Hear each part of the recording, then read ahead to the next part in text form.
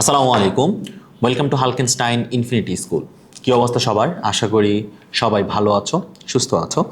আচ্ছা, কিছুদিন পরই তো আমাদের বৃত্তি পরীক্ষা হবে। কিছুদিন পর বলতে ডিসেম্বরের সময় শুরু হবে। তো প্রিপারেশন নেওয়ার পারফেক্ট টাইম কিন্তু এখন থেকে শুরু হয়ে গেছে। তোমাদের মধ্যে যারা আসলে বৃত্তি পেতে চায় বা ভালো রেজাল্ট করতে চায় স্কলারশিপ এক্সামে, তারা কিন্তু অলরেডি মাঠে নেমে পড়েছে পড়াশোনা করার জন্য আর কি।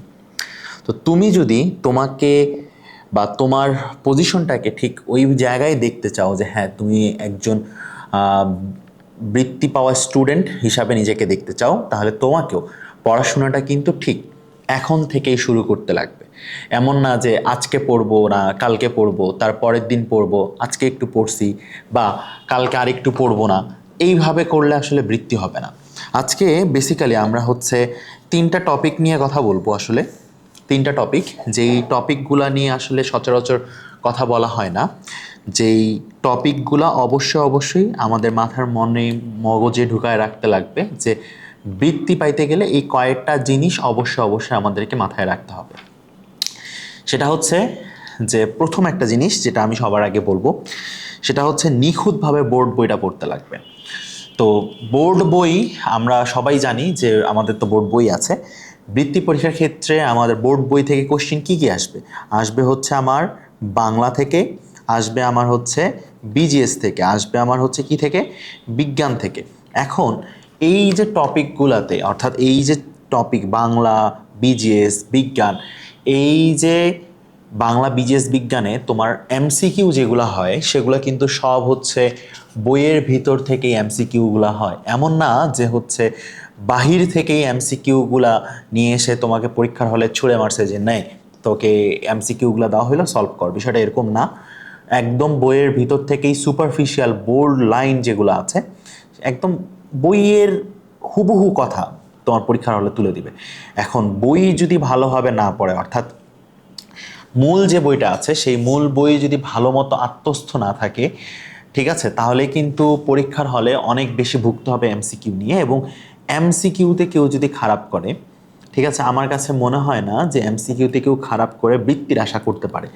ভালো করতে গেলে অবশ্যই অবশ্যই এমসিকিউতে ভালো করতে হবে, এবং বাংলা, বিজিএস, বিজ্ঞান প্রতিটার এমসিকিউতেই ভালো করতে হবে। এটা একদম ফার্স্ট অ্যান্ড ফরমোস্ট কথা, যে নিখুঁতভাবে বোর্ড বইটা পড়তেই হবে। কেউ যদি চায় যে আমি বোর্ড বই পড়বো না, আমি সাপ্লিমেন্টারি বই পড়বো, সাপ্লিমেন্টারি বই পড়ে পরীক্ষা দিতে যাব, তাহলে বাবা একটা কথা বলে রাখি, সেটা হচ্ছে যে বৃত্তি আর হচ্ছে না তোমার। ঠিক আছে? এরপর আরেকটা জিনিস যেটা আমাদের সবার ভিতর অনেক বেশি ল্যাকিংস, সেটা হচ্ছে যে time management and following a daily routine. আমরা আসলে টাইম ম্যানেজমেন্ট করি না বা ডেইলি রুটিনে খুব একটা বেশি স্বাচ্ছন্দ্য বোধ করি না, কারণ আমরা আসলে সেভাবে নিয়মতান্ত্রিকভাবে তো লাইফ লিড করি না, তাই না? এখনও যদিও তোরা অনেক ছোট। টাইম ম্যানেজমেন্টের ক্ষেত্রে একটা জিনিস অবশ্যই অবশ্যই মাথার মধ্যে রাখতে হবে, সেটা হচ্ছে যে এখন থেকেই তোকে ওই আদলে, অর্থাৎ বৃত্তির এক্সামের আদলে পরীক্ষা দেওয়ার কিন্তু শুরু করতে লাগবে। ঠিক আছে?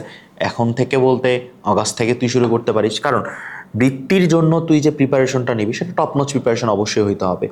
এখন বৃত্তির প্রিপারেশন নিলে কিন্তু সাথে সাথে তোর ক্লাস এইটের ফাইনাল এক্সামের যে প্রিপারেশন সেটাও কিন্তু হয়ে যাচ্ছে। ঠিক আছে?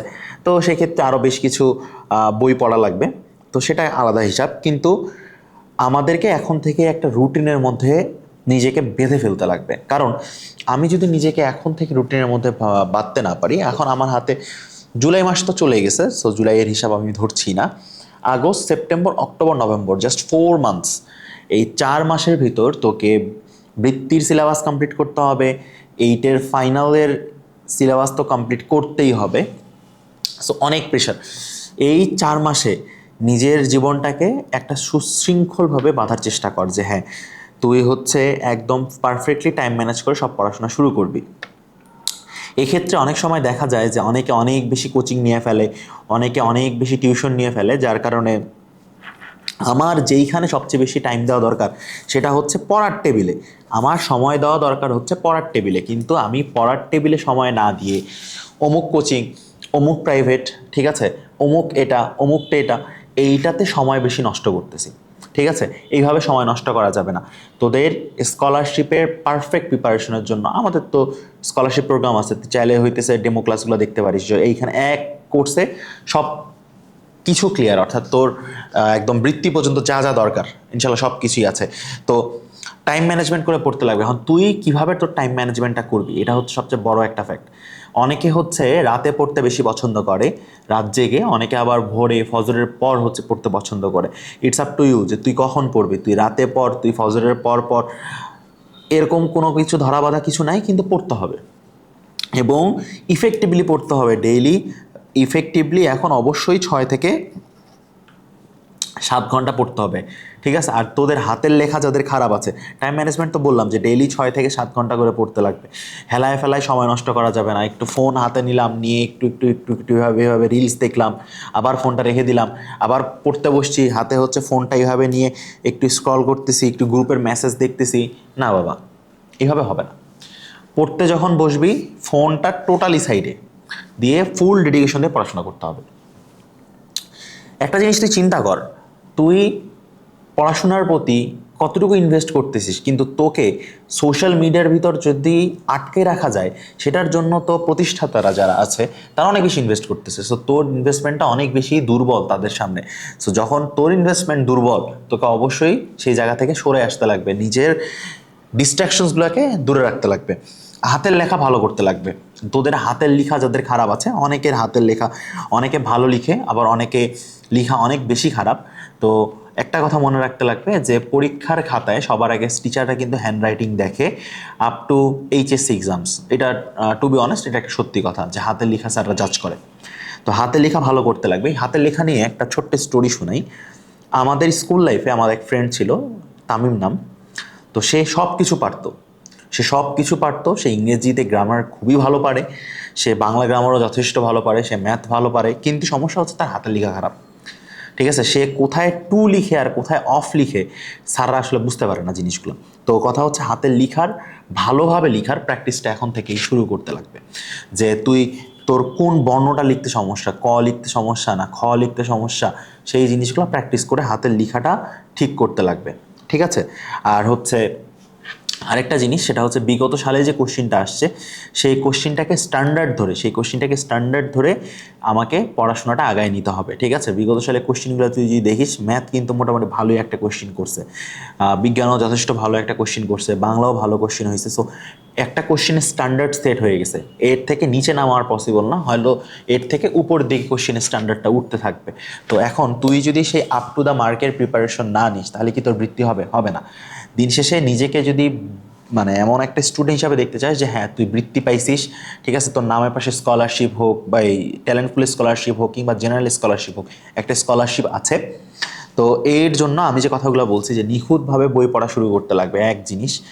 একটা কথা, বইয়ের ভিতর থেকে এমসিকিউগুলো খুঁজে বের করতে লাগবে। 2, টাইম ম্যানেজমেন্ট ভালোভাবে করতে লাগবে। এখন থেকেই রেগুলার অনেক বেশি করে পড়াশোনা শুরু করতে লাগবে। এমন না যে আজকে পড়বো কালকে পড়বো না, এইসব হেলা বাহানা করা যাবে না। হাতের লিখার প্র্যাকটিসটা, ভালোভাবে লেখার প্র্যাকটিসটা এখন থেকেই শুরু করতে লাগবে।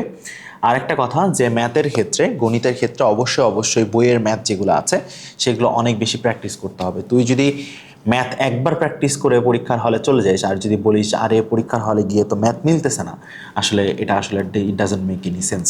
তো যে কথাগুলো বলা হয়েছে এই কথাগুলো আশা করি তোরা সবাই ফলো করবি এবং নিজেদের নামের পাশে যে বৃত্তি পাওয়া স্টুডেন্ট হিসাবে নামটাকে উজ্জ্বল করবি। দেখা হচ্ছে পরের ভিডিওতে। আল্লাহ হাফিজ।